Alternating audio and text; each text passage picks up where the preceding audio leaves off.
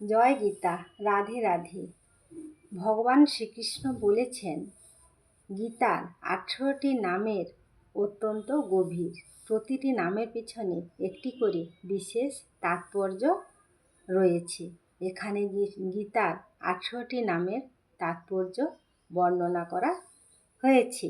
বলছি তোমাদের 18টা নামের তাৎপর্য। গঙ্গা। গঙ্গা হচ্ছে গঙ্গা স্নান যেমন পতিব্রতা প্রদান করে, তেমনি গীতা পাঠও মনকে শুদ্ধ করে। গীতা শ্রীকৃষ্ণের অমর বাণী, যা মহাভারতের অংশ। সাবিত্রী। পতিব্রতা স্ত্রীর মতো গীতাও শ্রীকৃষ্ণের প্রতি নিবেদিত। সীতা। সীতা দেবী সীতার মতো গীতার পতিব্রতা চিরস্থায়ী। সত্যা। পরম সত্যের প্রকাশ। পতিব্রতা শ্রীকৃষ্ণের প্রতি সম্পূর্ণ আনুগত্যের প্রতীক। ব্রহ্মাবলী। ব্রহ্মশক্তির পরিচায়ক। ব্রহ্মবিদ্যা। পরম ব্রহ্মের জ্ঞান। ত্রিসন্ধ্যা। গীতার পাঠ 3 বেলা পতিব্রতার প্রতীক। মুক্তগেহিনী। মুক্তি ও মোক্ষের দর্শক। অর্ধমাত্রা। ভগবানের জ্ঞানের অর্ধেক প্রকাশ। চিদানন্দা। চিত্তকে আনন্দদায়ক। ভবঘ্নী।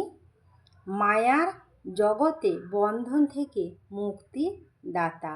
ভ্রান্তি নাশিনী। সকল বিভ্রান্তি দূরকারী। বেদত্রয়ী। বেদত্রয়ী হচ্ছে 3 বেদের সার কথা। পরানন্দা। পাঠক ও শ্রোতাকে পরম আনন্দ প্রদানকারী। তথার্থ। সকল শাস্ত্রের তথ্যের সরল ব্যাখ্যা এবং জ্ঞানমঞ্জরি। প্রতিটি শব্দ জ্ঞানের ফুলের মতো। গীতার এই নামগুলো শুধুমাত্র